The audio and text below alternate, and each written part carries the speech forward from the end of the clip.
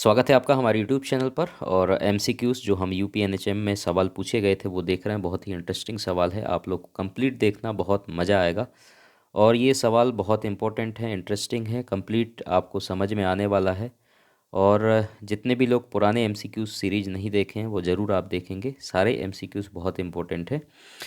तो सबसे पहला जो आज का सवाल है 71, और ये बहुत आसान है जो कि आपकी स्क्रीन पर दिखाई दे रहा है। आप आंसर करते जाइए अगर आपको आंसर पता है तो। In acid fast staining the primary dye used is, तो प्राइमरी स्टेन, काउंटर स्टेन, दो मेन होते हैं जो कि आपको पता होगा। प्राइमरी जो पहला इस्तेमाल हम करते हैं स्टेनिंग में, जो सबसे पहले इस्तेमाल करते हैं वो स्टेनिंग को हम प्राइमरी बोलते हैं।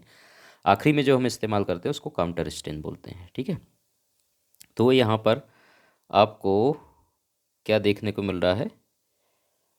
Methylene blue, safranin, carbol fuchsin, crystal violet. ठीक है, तो आपका जो मिथाइलिन ब्लू है वो तो इसमें कौन सा हो जाएगा? काउंटर स्टेन हो जाएगा।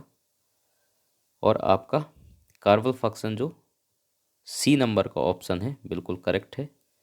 कार्बोफ्लक्सन ये आपका जो है कौन सा है? प्राइमरी स्टेन है। ठीक है, सब लोगों का आंसर इसका पता होगा। अगला सवाल हम देख लेते हैं। 72 the addition of the chemical that differ positive test in determining direct bilirubin with indirect bilirubin is. अब ये जो सवाल पूछा गया है आप लोगों को पता होगा कि जब आप बिलिरुबिन पढ़ते हैं, बहुत डिटेल में जब मैं बताऊंगा, लेक्चर लूंगा, तब आपको यहाँ केवल थोड़ा सा समझने के लिए आपको कि कौन सा रिएजेंट है जिसका हम इस्तेमाल करते हैं। ठीक है, तो डायरेक्ट बिलिरुबिन और इनडायरेक्ट बिलिरुबिन, दो बिलिरुबिन आप लोगों ने देखा होगा। ठीक है, और कॉन्जुगेटेड और आपने अनकॉन्जुगेटेड बिलिरुबिन नाम सुना है। तो सिंपल है, आरबीसी जब टूटता है तो वो हीम और ग्लोबिन दो पार्ट में टूटता है। तो हीम से आपका क्या बन जाता है? बिलिरुबिन, जो कि वाटर सॉल्युबल नहीं होता है। और वो एल्बुमिन का सहारा लेकर के कहाँ जाता है? लिवर में जाता है। और क्या बनता है? अनकंजुगेटेड बिलिरुबिन, उसको क्या बोलते हैं? Unconjugated bilirubin. मैं शॉर्ट में लिख दे रहा हूँ, पूरा नहीं लिख रहा हूँ। ठीक है, अनकंजुगेटेड बिलिरुबिन। अब लिवर में आने के बाद क्या होता है?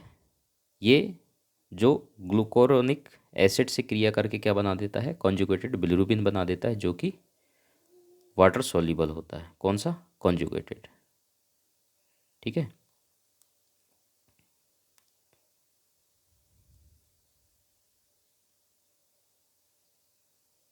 तो ये आप याद रखेंगे।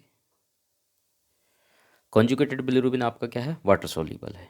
इतना आपके समझ में आ गया। हम डिटेल में पढ़ेंगे, ज़्यादा आप हेडेक नहीं लेना, अच्छे से समझा दूंगा मैं। अभी केवल एमसीक्यूज़ के समझने लायक मैं आपको बता दे रहा हूँ। अब इतना क्लियर हो गया।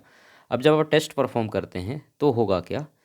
जो आपका डायरेक्ट बिलिरुबिन हो या फिर कॉन्जुगेटेड बिलिरुबिन है या डायरेक्ट बिलिरुबिन, ये क्या करेगा? आप रिएजेंट से क्रिया कराएंगे, कलर प्रोड्यूस करके आपको मिल जाएगा। ठीक है, कौन सा? Direct bilirubin. लेकिन इनडायरेक्ट बिलिरुबिन या अनकॉन्जुगेटेड बिलिरुबिन के साथ होगा क्या? ये आपका एल्बुमिन के साथ बाइंड रहता है और ये टेस्ट नहीं देगा आपको। लेकिन जब हम कुछ केमिकल डालते हैं, जैसे कि वो केमिकल कौन सा हो जाएगा? ऑप्शन नंबर सी, जैसे कि यहाँ पर मेथनॉल दिया हुआ है। इसके साथ साथ और भी मैं केमिकल का नाम बता रहा हूँ, यहाँ पर आप नोट कर लेना। ठीक है, इसके साथ साथ और कौन सा हो सकता है? आपका कैफीन हो सकता है। ठीक है, या फिर सफेक्टिन या मेथनॉल। ठीक है, तीन केमिकल का मैं नाम बता दिया। अगर इसके अलावा भी अगर पूछा जाता तो वो, ये जब इनको हम एक्सलेटर भी कहते हैं, अगर ये मिला देते हैं तो बिलिरुबिन का जो एल्बुमिन का साथ जो बॉन्ड रहता है वो क्या कर देता है? तोड़ देता है।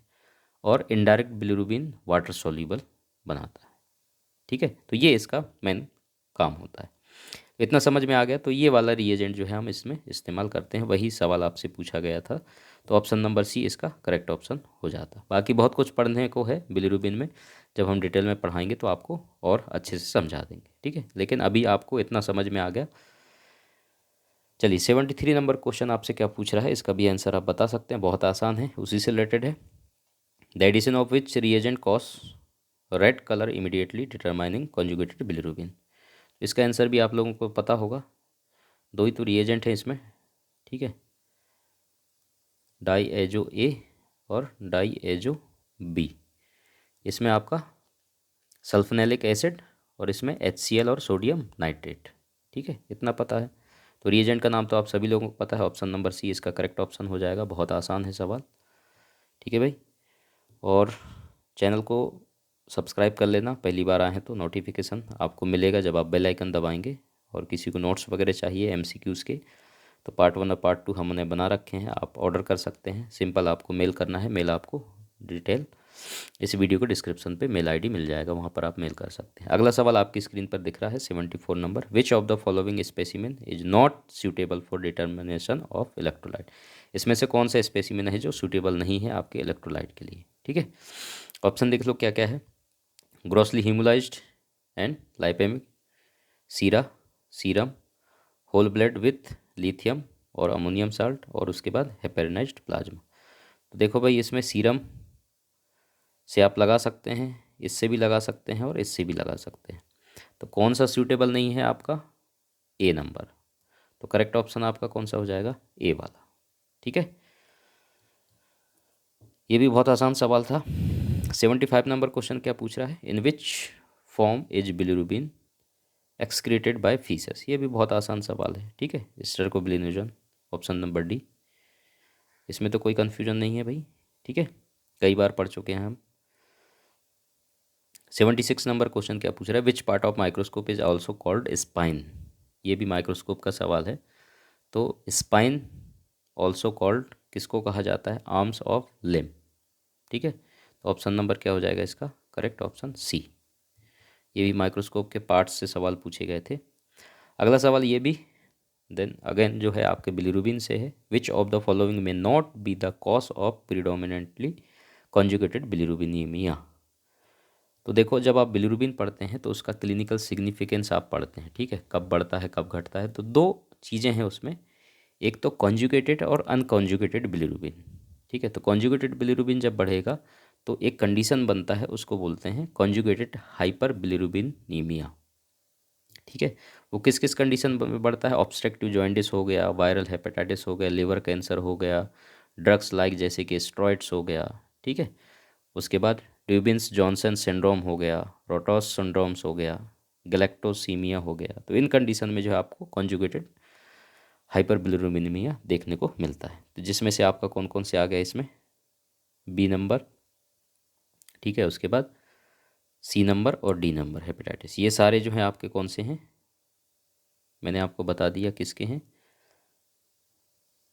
कॉन्जुगेटेड के, ठीक है। तो यहाँ पर आपसे पूछा है not because predominantly conjugated bilirubin. तो करेक्ट ऑप्शन आपका कौन सा हो जाएगा, ए वाला, जो कि गिलबर्ट सिंड्रोम्स है। तो ये कहाँ पर देखने को मिलता है, गिलबर्ट सिंड्रोम्स जो है अनकॉन्जुगेटेड हाइपर बिलिरुबिनीमिया में आपको देखने को मिलता है। इसके अलावा ये न्यूबॉर्न्स बेबी में या हीमोलाइटिक एनीमिया में, ठीक है, देखने को मिलता है।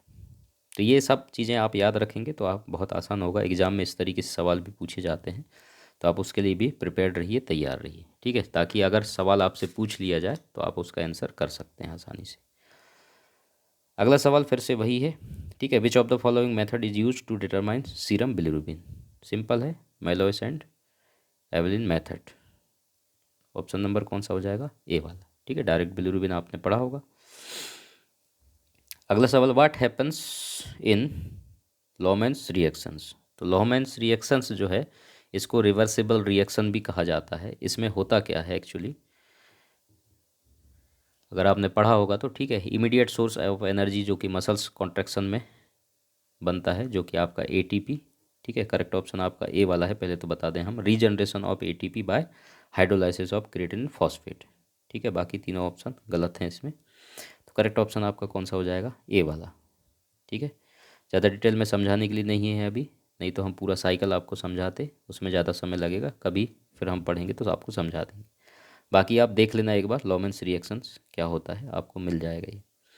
नॉर्मल सीरम क्रिएटिनिन लेवल, ये भी बहुत आसान था सवाल, ठीक है। Option number C correct option है आपका, 0.7 से 1.4 mg/dl, ठीक है। तो इतना था आज के लिए, और ये MCQs जो है हमारा ख़त्म होता है UPNHM का एक। बाकी और भी MCQs आते रहें कंटिन्यू, आप बने रहें, बहुत इंपॉर्टेंट है। आप कंटिन्यू देखेंगे तो ज़्यादा बेहतर होगा, समझ में आपको आता रहेगा, ठीक है। चैनल को सब्सक्राइब जरूर करना, बेल आइकन दबाना। बाकी आपको डिटेल वीडियो कुछ कुछ लेक्चर्स जो हैं आपको हमारे main channel medical lab technology Dinesh पर मिलेगा, आप लोग वहाँ पर जा करके विजिट जरूर करना। Thank you so much.